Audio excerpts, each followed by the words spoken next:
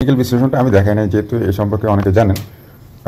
Technical বিশ্লেষণ আসলে বড় ফান্ডের ক্ষেত্রে শুধু রিস্ক। একটা কোম্পানিতে আপনি টাকা ইনভেস্ট করতেছেন, এখানে আপনার টাকা নিরাপত্তাই বড় কথা। তো এখানে টেকনিক্যাল বিশ্লেষণ থেকে ভেরি ইম্পর্টেন্ট হলো আপনার টাকাটা কোথায় জলে ঢালতেছেন, না টাকাটা আসলে ভালো জায়গায় ঢালতেছেন, টাকাটা আদৌ আপনার কয় বছরের জন্য আটকাই যাবে আর ভবিষ্যতে ফেরত পাবেন কিনা, এটা নিশ্চয়তা দরকার। তো সেই জায়গা থেকে আমি বলবো আসলে একটা কোম্পানির ফান্ডামেন্টাল ইনফরমেশনগুলো জানা দরকার। সেখানে ইনকাম স্টেটমেন্ট, ব্যালেন্স শিট এবং ক্যাশ ফ্লো স্টেটমেন্ট, এই তিন জায়গায় যদি ভালোভাবে বুঝেন, আই হোপ আপনার টাকা আসলে মার্কেট খেতে পারবে না। আপনি শিওর থাকেন, আপনি যদি এই জায়গাগুলো রিড করতে পারেন, আপনার টাকা এই মার্কেট খেতে পারবে না। আমি গ্যারান্টি দিচ্ছি। আমি 20-25 বছর এই মার্কেটে আছি। যতক্ষণ আপনি এগুলো বুঝবেন না, ততক্ষণ এই মার্কেট আপনার টাকা খাবে। আপনি যদি ভাগ্যে জোরে ভুল করেও কোনো স্টকে লাভ করেন, এই লাভ আপনার কাছে থাকবে না, আপনি এই টাকা ধরে রাখতে পারবেন না। একটা ট্রেড, দুইটা ট্রেড লাভ করবেন, দেখবেন আরেকটা ট্রেডে সব আটকাই গেছে। পুরো লাভ তো দূরের কথা, ক্যাপিটাল সহ ফিনিশ, সব লক হয়ে গেছে, আটকাই গেছে। দেখবেন আপনার মার্কেট বাড়বে কমবে, কিন্তু আপনার টাকা ওখানে আটকায় থাকবে, আপনি শুধু দেখবেন। তো অতএব কেয়ারফুল, ভালো করে শিখে তারপর ট্রেড করুন। ভাই টাকা আপনার কাছে রাখেন, আপনার টাকা কেউ নিয়ে যাবে না। কিন্তু ট্রেড করে আটকায় গেলে তো টাকা লক হয়ে গেল। তো লক করা থেকে টাকাটা আপনার কাছে রাখুন, ভালো করে শিখুন, বুঝার চেষ্টা করুন, তারপর ট্রেড করুন। টেকনিক্যাল অ্যানালাইসিস দরকার আছে, কিন্তু আমার কাছে ওটার প্রয়োজনীয়তা 5%, 95% ফান্ডামেন্টাল অ্যানালাইসিস ইম্পর্টেন্ট আমার কাছে। তো আমার সাথে আপনাদের মিলবে কিনা জানি না, না মিললে না মিলতে পারে, বাট আমি এরকমই। আমি মনে করি 95% ফান্ডামেন্টাল, 5% টেকনিক্যাল। আমার কাছে এটাই মনে হয়েছে। আমি সেজন্য বললাম, নতুন যদি কেউ থেকে থাকেন, তাদের উপকার হলে আমি খুশি হব। আর তাদের জন্য আমার একটা স্টকে আজকে কিছু ভালো মন্দ দিক দেখি। অর্থাৎ আমি বুঝতে চাচ্ছি একটা স্টক প্রাইস কোথায় আসলে আমাদের আসলে কেনার জন্য বিবেচনা করা উচিত, আর একটা কোম্পানির স্ট্রেংথ গুলো কী কী দেখা উচিত, আর উইকনেসগুলো কী কী দেখা উচিত। অর্থাৎ উইকনেস থাকলেও কোন কোন উইকনেসের অ্যাগনিস্টে আসলে রিস্কটা নেওয়ার সুযোগ আছে, বা লজিক্যালি রিস্কটা নেওয়া যায়। আমরা যদি একটা স্টক হিসেবে ধরে নিই এক্সাম্পলের জন্য বেস্ট হোল্ডিং, তো আমরা এখানে বেস্ট হোল্ডিংয়ের আমি যদি দেখি মার্কেট প্রাইস 16.6 এবং 52 উইকস লো 14.5, আপনার এগেনস্টে আমি যদি দেখি নেট অ্যাসেট ভ্যালু 53.51, মিনস এই স্টক নেট অ্যাসেট ভ্যালু এগেনস্টে প্রায় 1/3 লেভেলে পৌঁছে গেছে মার্কেট প্রাইস। আর যদি আমি দেখি রিটার্নের জায়গায়, এখানে ডিভিডেন্ড ইল্ড আছে 6.13%। তো 6.13% এই মার্কেটে ডিভিডেন্ড, এটা একটা ভালো লেভেল, 6.13%। আর ক্যাশ ডিভিডেন্ড যদি আমরা দেখি 10%, এটা ম্যাটার না, কিন্তু ডিভিডেন্ড ইল্ডটা হলে আমাদের জন্য ম্যাটার। তাই জিনিসটা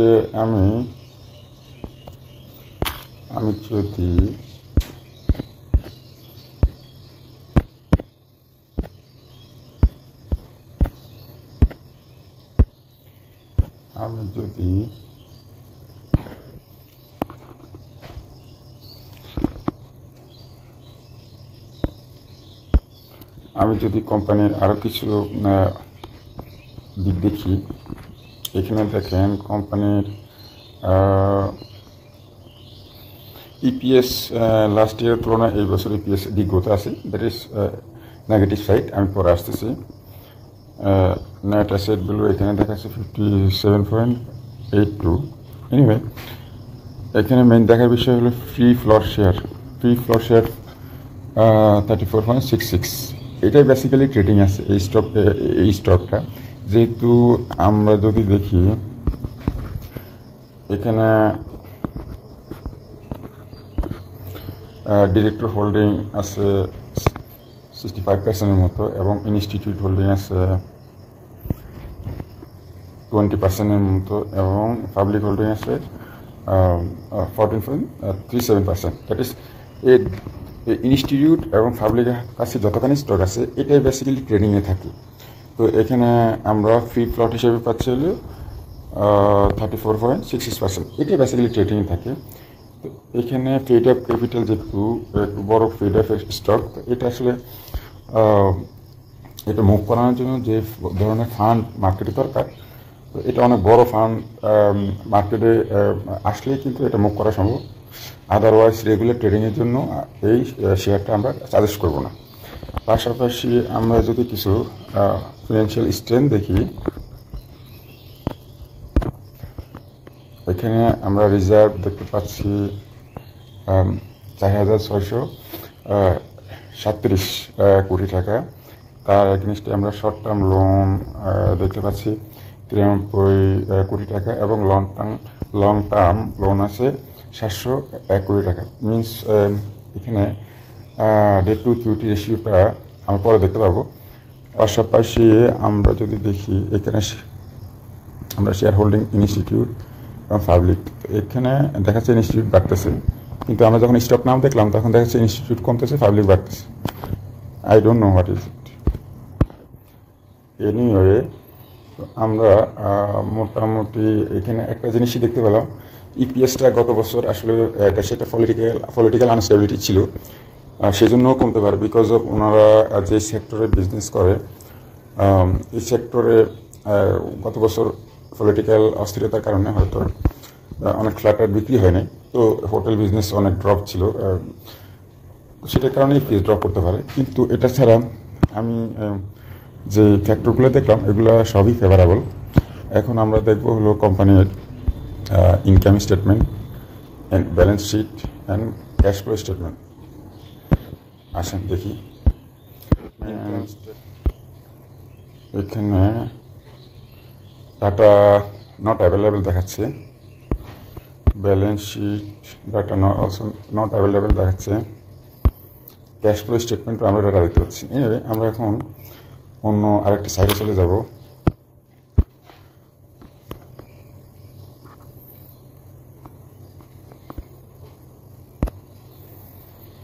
আমি বেস্ট হোল্ডিংয়ের ইনকাম স্টেটমেন্ট, ব্যালেন্স শিট এবং ক্যাশ ফ্লো স্টেটমেন্ট দেখার জন্য আমি অন্য একটা সাইডে চলে আসছি।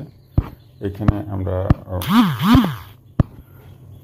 এটা একটা গ্লান্স আমি প্রাইসিংটা দেখতে পাচ্ছি কতখানি ড্রপ করেছে।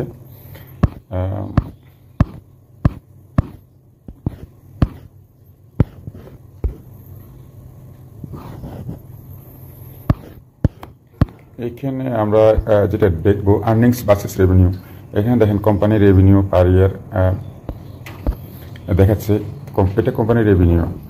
এখানে কোম্পানির রেভিনিউ কস্ট অফ রেভিনিউ দেখেন অনেক কম।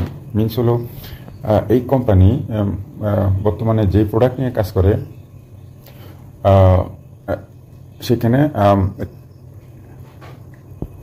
রেভিনিউ জেনারের জন্য যে কস্ট, অর্থাৎ মার্কেটিং কস্ট বলতে পারেন, এখানে খুবই কম। কিন্তু কোম্পানি দেখেন এখানে আবার অ্যাডমিনিস্ট্রেটিভ আদার এক্সপেন্স বেশি। তো বলতে পারেন এখানে কোম্পানি খুব কম্পিটিশন, লো কম্পিটিশন ফেস করতেছে। এটা বোঝাচ্ছে লো কম্পিটিশন, বাট এটা দিয়ে দেখেন, এটা দিয়ে বোঝাচ্ছে তাদের অপারেটিং কস্ট বেশি। অপারেটিং কস্ট মিনস হলো তাদের যে টোটাল সিস্টেমটা রান করার জন্য যত ধরনের অ্যাডমিনিস্ট্রেটিভ অ্যান্ড অপারেশন কস্ট আছে এটা। আর কোম্পানি আর্নিংস তো 15 টাকা 16 টাকা লেভেলের একটা কোম্পানির আর্নিংস, এটা আমার কাছে ভালোই মনে হচ্ছে। এখন আমরা আসলে দেখতে পাবো মেইন পয়েন্টগুলো, যে আমার যে মেইন জায়গাগুলো আমি দেখবো হলো আর্নিংসটা। তো আর্নিংস তো আমরা বলেছি গত বছর 2024 সালে একটা দেশের পলিটিক্যাল আনস্টেবিলিটির কারণে এই সেক্টরে বিজনেসটা আসলে ড্রপ করারই কথা, তো তাই করেছে। এখন কোম্পানির মার্জিন দেখেন, এটা টপ লাইনটা দেখেন, প্রায় যে পরিমাণ মার্জিন আমি যেটা দেখাইছিলাম একটু আগে, এটা আসলে 77.94% গ্রোস মার্জিন, এটা হিউজ। এবং নেট মার্জিন 2 ডিজিটে দেখেন 25%, এটাও হিউজ। আর যেটা বলেছিলাম ডেট টু ইকুইটি রেশিও, তো ডেট টু ইকুইটি রেশিও 31.2%, এটাও একটা কোম্পানির জন্য সেফটি লেভেল ক্রস করে না। এটা 31.2% নর্মাল। তো নর্মালি আমরা লেস দেন 50% নর্মাল ধরি। তো এই জায়গাটা আসলে খুবই গুরুত্বপূর্ণ একটা কোম্পানির আসলে ইনকাম লেভেলটা বোঝানোর জন্য। Top line, bottom line, that is gross margin top line এবং net profit margin bottom line. তো আমার কাছে এটা ভালো লেগেছে যেহেতু 16 টাকা লেভেলের একটা কোম্পানির বটম লাইন মার্জিন 2 ডিজিট, এটা অনেক বড় ব্যাপার। তো এটা আমার আন্ডারস্ট্যান্ডিং, আপনাদের হয়তো ভিন্ন মতামত থাকতে পারে। আর আমি দেখব এখানে দেখেন ডিভিডেন্ড ইল্ড 6.1%। এটা আসলে 16 টাকা লেভেলে একটা কোম্পানির জন্য এটা হিউজ। আমার কাছে পেআউট রেশিও 169%। পেআউট রেশিও একটু বেশি, এটা হয়তো তারা তাদের রিজার্ভ ফান্ড থেকেও কিছু ডিভিডেন্ড ইস্যু করতেছে। তো নর্মালি এত বেশি হওয়ার কথা না, নর্মালি লেস দেন 100 এটা ঠিক আছে, আপ টু 100 ঠিক আছে। কিন্তু এখানে তারা দেখা যাচ্ছে তারা ডিভিডেন্ড ইনকাম থেকে তো দিচ্ছে, আবার রিজার্ভ থেকেও দিচ্ছে। তো এনিওয়ে আলটিমেটলি পাবলিক পাচ্ছে, এটা বড় কথা। কিন্তু এটা একটা উইকনেস একটা কোম্পানি, তার কারণ তারা ফান্ড রাখতেছে না। তো অলরেডি আমরা জানি কোম্পানির অনেক বড় ফান্ড আছে, রিজার্ভ অনেক বেশি। তো সেই হিসাবে এটাকে এখনও অ্যাবনর্মাল বলা যায় না।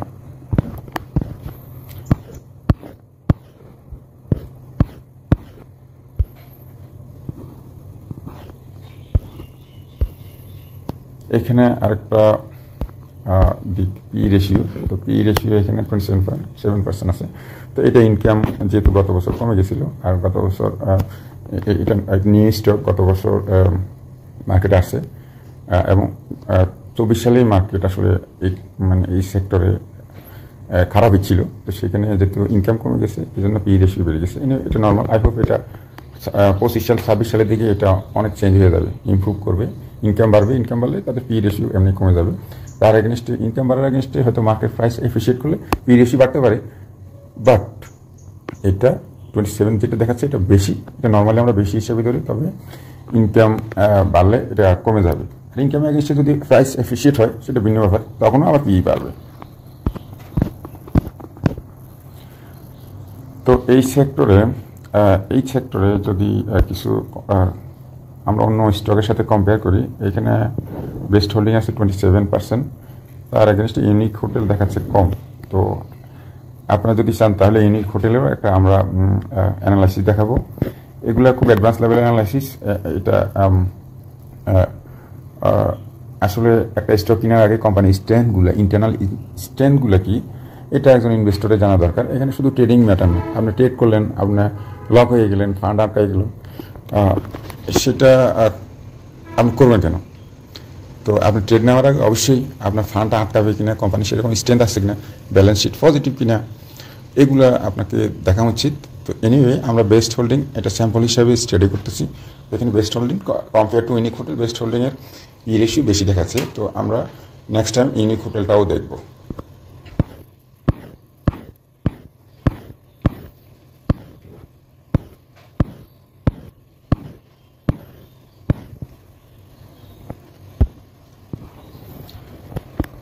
আমরা যদি দেখি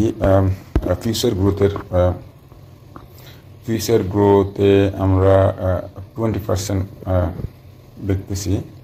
আর রেভিনিউ গ্রোথ রেট যেহেতু কোম্পানি মার্কেট আসছে 1 বছর হয়েছে, এখানে আমরা অনেক টাকা পাচ্ছি না।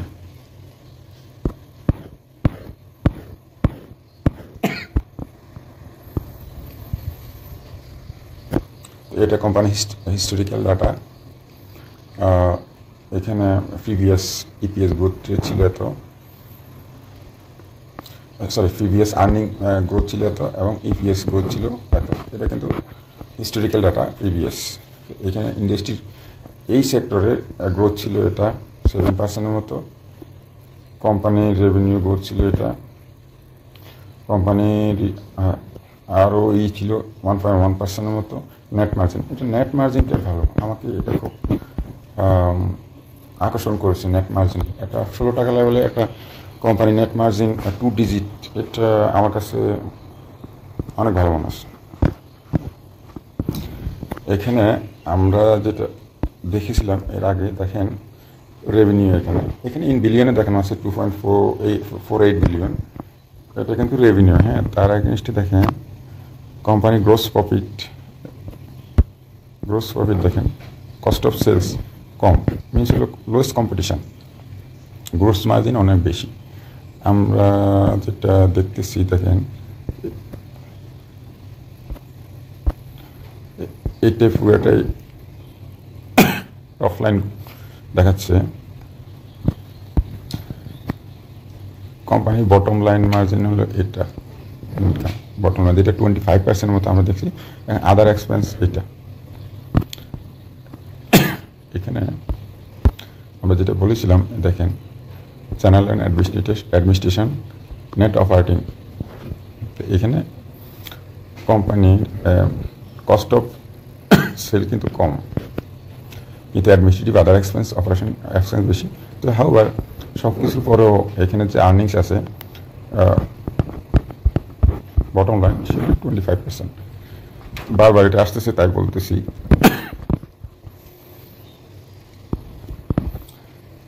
এখানে আমরা কোম্পানির ইয়ার টু ইয়ার রেভিনিউ, আর্নিংস এবং ফ্রি ক্যাশ ফ্লোটা দেখতেছি। তো ফ্রি ক্যাশ ফ্লো আমার কাছে বেশি গুরুত্বপূর্ণ।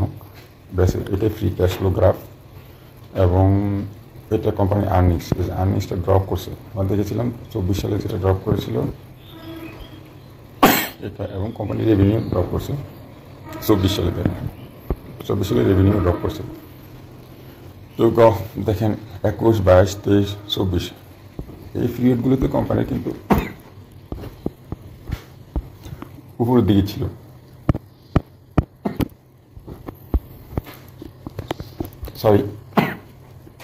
উপর দিকে ছিল। তো 24 সালে শুধু ড্রপ করছে। তো আমরা 1 বছর ড্রপকে আমরা ড্রপ ধরবো না, আমরা 25 সালটাও দেখবো। আই হোপ এটা দেশের পলিটিক্যাল অস্থিরতা কমে গেলে ঠিক হয়ে যাবে, কারণ এখন পাবলিকের হাতে টাকা থাকলেও ফ্ল্যাট কিনে না।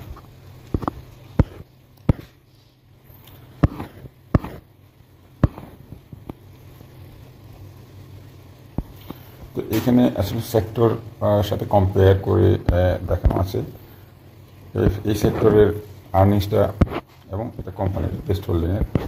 তো সেক্টরে হয়তো কম, বাট এমনি কম না। ওভারঅল মার্কেটে কিন্তু আর্নিংসটা এটা 4.4%।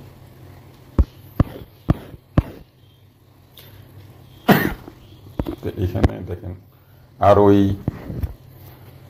1.1%, এটা কম। টোটাল ইকুইটির উপরে রিটার্ন কিন্তু 1.1%, যেখানে ইন্ডাস্ট্রি বা সেক্টরে 9%। এটা কম। এটা এফিসিয়েন্সি, এটা ম্যানেজমেন্ট এফিসিয়েন্সি শো করে। তো রিটার্ন অন অ্যাসেট ROA এটাও কম, 1.2%, যেখানে এই সেক্টরে 5% মতো আছে।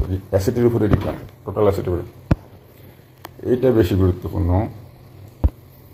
এখানে ROC, return on capital employed, এখন দেখেন এখানে লাস্ট ইয়ার ছিল 1.1%, এবং 3 years ago ছিল 1.1%। তো এটা আসলে কম।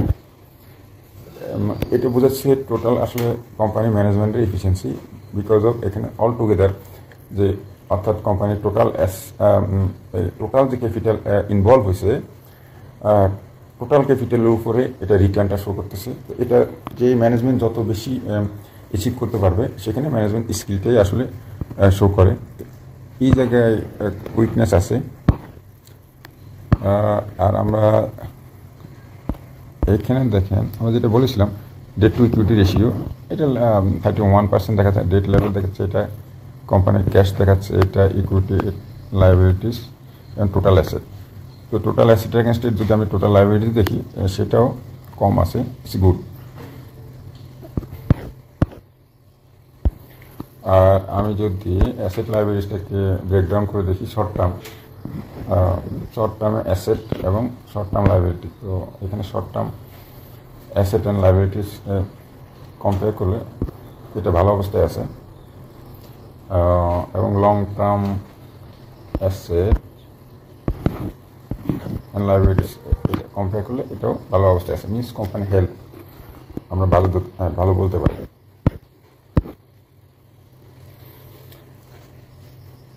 এখানে আমরা যদি ডাটাগুলো দেখেছি, ডেট টু ইকুইটি গ্রাফিক্যালি দেখানো আছে। এটা কোম্পানির ডেট, এটা ইকুইটি। তো এটা ভালো অবস্থায় আছে। এটা কোম্পানির ব্যালেন্স শিট, আমরা যেটা এর আগে অলরেডি দেখে ফেলেছি। আমরা বলেছিলাম ব্যালেন্স শিটের হেলথ ভালো অবস্থায় আছে। এখানে দেখেন শুধু এই যে ডেট লেভেলটা আমরা কত পাইছিলাম 31% মতো।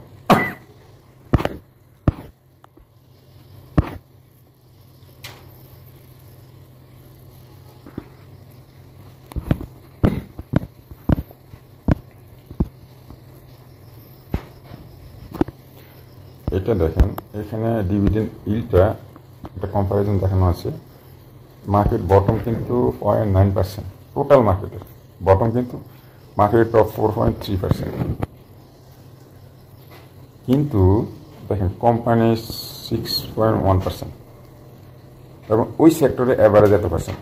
তো আমি যদি মার্কেট টপ, বটম এবং সেক্টর কম্পেয়ার করি, সেই কারণে কোম্পানির ডিভিডেন্ড ইল্ড ভালো আছে। আমার কাছে এটা খুব অ্যাট্রাকটিভ মনে হয়েছে। এই ডিভিডেন্ড ইল্ড মিনস এটা আসলে অ্যাকচুয়ালি আপনার মার্কেট প্রাইসের অ্যাগেনস্টে কতখানি বেনিফিট পাইলেন, অর্থাৎ যে ক্যাশ ডিভিডেন্ড দিলে সেখানে আপনার অ্যাকচুয়াল বেনিফিটটা কত আসলো, সেটাই আমরা কিন্তু ইল্ড আকারে দেখতে পাচ্ছি। এখানে দেখেন কোন সেক্টর বলেন, মার্কেট টপ বলেন, বটম বলেন, সব কম্পেয়ার করেও কিন্তু এই জায়গায় আমরা বেস্ট হোল্ডিংয়ের ইল্ডে ভালো পাচ্ছি।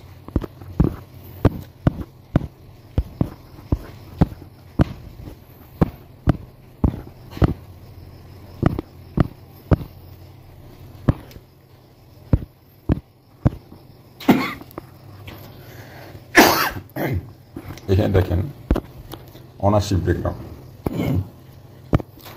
পাবলিক, প্রাইভেট কোম্পানি, ইনস্টিটিউশন, আর এটা ইন্ডিভিজুয়াল ইনসাইডার। বলতে গেলে এখানে দেখেন স্টকটা মিডিয়াম ট্রেডার হলেও কিন্তু ট্রেডিংয়ের স্টক কম, তো এটা একটা ভালো দিক। আই হোপ এটা হয়তো ট্রেডিংয়ে একটা বড় বেনিফিট আমার হিসেবে এই মুহূর্তে, যেহেতু মোমেন্টাম তৈরি হয়নি, আসবে না। বাট ইনভেস্টমেন্টের জন্য 1 বছর 2 বছর ইনভেস্টমেন্টের জন্য এটা কিন্তু মানি ডাবল হওয়ার সুযোগ আছে। বাট এটা কিন্তু ধীরে ধীরে স্টকটা আসলে কিনতে হবে। আপনি যত 16 টাকার নিচে, আপনি একটা রেঞ্জ সিলেক্ট করতে পারেন যে আমি 14 টাকা থেকে 16 টাকার মধ্যে আমার অ্যাভারেজটা থাকবে এবং আমি ধীরে ধীরে কিনবো। তো নর্মালি একটা বড় বিগ ফিড অ্যাপ শেয়ার কিনতে গেলে ওইভাবেই কিনতে হয় যেন অ্যাভারেজ রেটটা লোয়েস্টের দিকে থাকে। আমরা যদি মেজর শেয়ার হোল্ডার দেখি, অর্থাৎ কারা কারা এই কোম্পানির শেয়ার হোল্ড করতেছে, কত পার্সেন্ট হোল্ড করতেছে, এখানে দেখেন। আমি যদি মেজর শেয়ার হোল্ডার্স দেখি, দেখেন Amin Ahmed 23%, capital Banani 1 limited 11%, Sonali bank 7%, Agrani bank 7%, Janata bank 7%, Rupali bank 4%,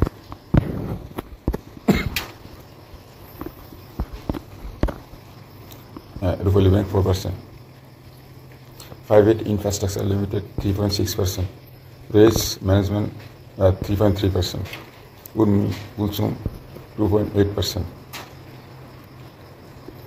Afran Anjam 2.8%। তো এই দেখেন এখানে কিন্তু মেজর শেয়ার হোল্ডিংটা কিন্তু বড় 30%।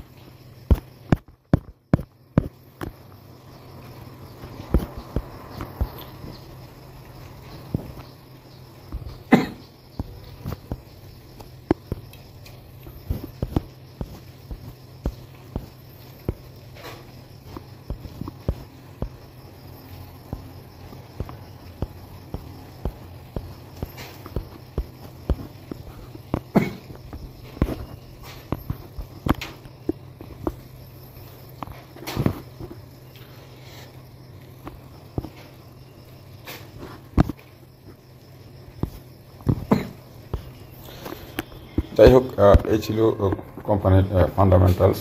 আই হোপ এটা আপনাদের উপকারে আসবে। আমি আসলে কাউকে শেয়ার বাই সেল করার জন্য পরামর্শ দিচ্ছি না, বিশেষ করে এই স্টকটার জন্য। কেউ ভুল বুঝবেন না, আসলে এই তথ্যগুলো আমি বিশ্লেষণ করে দেখালাম।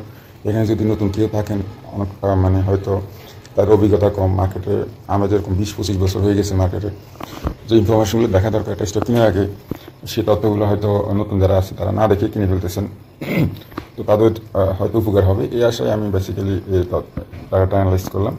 এখানে সামারি যদি আমি বলি, আমার কাছে ইম্পর্টেন্ট হলো এই যে গোস মার্জিনটা, কোম্পানি মার্জিনটা আমার কাছে ভালো লেগেছে। নেট প্রফিট মার্জিন, যেটা বটম লাইন 25%, এটা আমার কাছে অ্যাট্রাক্টিভ মনে হয়েছে।